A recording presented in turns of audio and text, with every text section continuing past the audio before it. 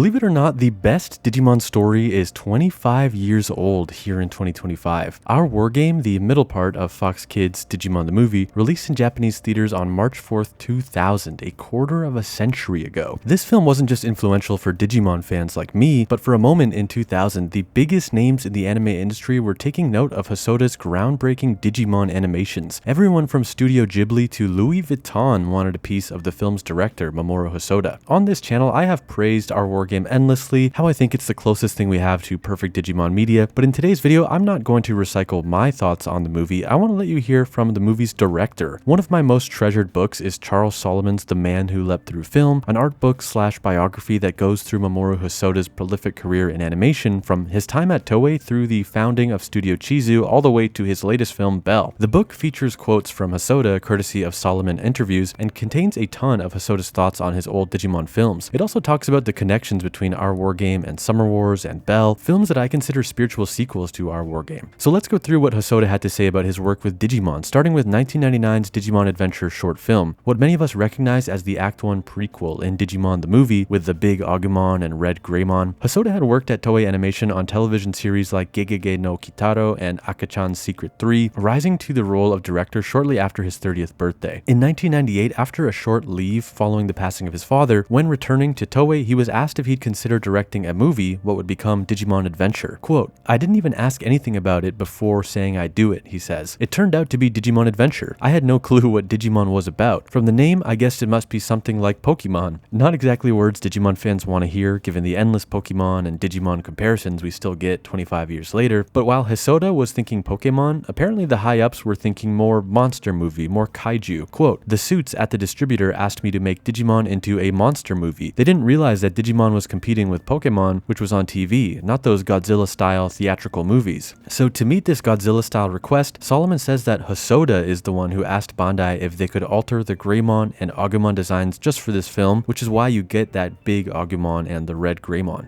Hosoda's first Digimon film was completed on time, but reportedly went over the budgeted number of drawings by over 50%. To quote Solomon, "The overages ruffled feathers in the production department, but Hosoda felt his crew's work put them at the forefront of the Japanese animation industry. They had made a short film that everyone was talking about." With the first film complete and a pit stop directing episode 21 of Digimon Adventure, the TV anime, Hosoda's work turned to Our War Game, a 40-minute film that would release alongside One Piece the movie at the 2000 Spring Toei Anime Fair. One of the film's crowning accomplishments, besides introducing Omegamon, was Hosoda's jaw-dropping depiction of the internet world. It had this white backdrop with bursts of colors, lines, clockworks, and virtual monsters outlined in red instead of black line work. This look was so iconic that Digimon would revisit it from time to time, and Hosoda too would revisit this look in future films like Summer Wars, The Girl Who Leapt Through Time, Mirai no Mirai. It also caught the attention of Louis Vuitton and Takashi Murakami, two mega names in the world of art and fashion. Fast forwarding to 2002, Murakami came to Toei Animation looking for help creating a promotional video for Louis Vuitton. Hosoda told Solomon, quote, "When Louis Vuitton approached us, I heard they said, 'We want to work with this Mamoru Hosoda.' That was flattering, but when I looked at their presentation, I could see that the digital world we'd created in Our War Game was the look they were going for, a clean white slate with bursts of color here and there." Personally, I don't think too many Digimon fans know about this Louis Vuitton video from the early 2000s, but here's another instance of Our War Game's reach going well beyond the world of Digimon, inspiring high fashion. But rewinding to 2000, shortly after the release of Our War Game, Hosoda was actually tapped by Studio Ghibli to direct their upcoming project, Howl's Moving Castle. Quote, "They were looking for an up-and-coming director for Howl's Moving Castle. I was 33 years old and it was my chance to direct my first feature-length film. I knew working at Ghibli was going to be different from Toei. There was a little anxiety there, but being a huge fan of their movies, I responded with a resounding yes." So a year before Spirited Away released in 2001, Hosoda was looking to be the new star at the legendary animation studio, directing pre-production on what would be their next big film. Unfortunately, we never got Hosoda's version of Howl's as things fell apart. According to Solomon, quote, "Hosoda was regarded as a newcomer and an outsider at Ghibli. His attempts to make the film his way were met with resistance. In 2002, Hosoda was fired from Studio Ghibli, and Hayao Miyazaki would go on to direct the version of Howl's Moving Castle that would ultimately be released. After the firing, Hosoda returned to Toei, where he'd work on projects like the Louis Vuitton promotion and One Piece Baron Omatsuri in the Secret Island, before departing to create The Girl Who Leapt Through Time and found Studio Chizu. In 2009, Hosoda and Studio Chizu released Summer Wars on August 1st actually, Odaiba Day for Digimon fans. The film shares a ton of similarities with our wargame, from this gorgeous utopian internet world to a rogue digital monster initializing a cyber attack that concludes with a missile aimed at our heroes' homes. But Summer Wars was more than a Digimon copy-paste. It was an attempt to expand that concept into a full feature film without IP restrictions or obligations. Hosoda has said, quote, "Journalists ask me all the time, did you get the look of Summer Wars from the Louis Vuitton monogram? But Digimon actually precedes it. When Summer Wars was first released, there was a lot of comparisons to Digimon. We're entering the cyber world, it's the same movie, but they're completely different environments and different movies." In 2021, Studio Chizu released Belle, sort of a social media spin on Beauty and the Beast, and what I consider the third in Hosoda's internet trilogy. While also set in a digital internet world like Summer Wars and our wargame, the world of You was far bleaker than that of Digimon's internet or Summer Wars Oz. Hosoda said, quote, "Digimon came out in 2000, Summer Wars was 2009. There had been a massive shift in how we use the internet and how the internet had affected our lives. The internet really began exploding in the 2000s. It seemed like this place of hope where the younger generation would drive the path forward. That was an overarching theme in Digimon where the younger generation had to rise to the challenge. Today, no one really sees the internet that way anymore. Over the last 20 years, we've gotten more tools, including social media. A lot of people are on the internet to harm others under a veil of anonymity, which shows how the internet has shifted. This is a large part of why Belle's cyber world of You, designed by Eric Wong, is not Oz 2.0 or our wargame's Internet 3.0. Quote from Eric Wong, "Hosoda wanted a nocturnal atmosphere for You to reflect the coldness in the 2020s version of the internet. It would be a place of anonymity, secrets, darkness, as opposed to the optimistic cyber world of 2000's our wargame." Still, Hosoda deciding to drop his iconic bright and warm internet vision wasn't him giving up on the future. Hosoda says, quote, "I believe there are going to be new ways to use the internet for better causes. I want to push that message. In spite of everything, kids will pave a path to a new world." That idea led to Belle. There are people who use the internet in different ways in the film, but the underlying theme is hope. Even with a new landscape, new technologies, new threats, Hosoda has not let himself forget the overarching theme in Digimon where the younger generation would drive the path forward. The Man Who Leapt Through Film is an excellent insight into Hosoda and Studio Chizu, one that I highly recommend. These quotes I shared from Hosoda and anecdotes from Solomon, as well as others in the Japanese animation industry, are just a small portion of the fascinating information inside the book. I hope you enjoyed hearing about our wargame from a new perspective, from Hosoda's perspective, how our wargame caught the attention of Takashi Murakami, Louis Vuitton, Hayao Miyazaki's Studio Ghibli, and how it inspired future creators like Belle's Eric Wong, who grew up watching Digimon films as a kid before growing up and working with Hosoda on Belle. What did you think about Hosoda's Digimon films, Adventure, and our wargame? Let me know in the comments what they meant to you 25 years later. If you saw them jam-packed into the Fox Kids film with that pop-punk soundtrack, if you watched the originals online, if you've watched the new dubs for these films that Discotech put out in 2024, happy 25th birthday to our wargame. There is no The Digino channel without that movie just blowing my mind as a kid. If you get a chance, don't hesitate to pick up The Man Who Leapt Through Film. And speaking of books, I wrote and released my own anime-inspired novel back in December that you can pick up and read now. It's called Dot Monster Revolution. It's a total love letter to 2000s anime like Digimon, Metabots, Monster Rancher, and honestly, it's heavily inspired by the works of Hosoda. Half the time I was writing, I was listening to the soundtracks for Wolf Children to Boy and the Beast. The book is available digitally and as a paperback, and I'll link to it in the pinned comment. If you like Digimon or Hosoda films, I think you'll really dig my book. Thank you for watching. Digimon Con is happening this week, and I'll be sure to cover any breaking news with explainers as soon as I can. Take care, and I'll see you in the next video.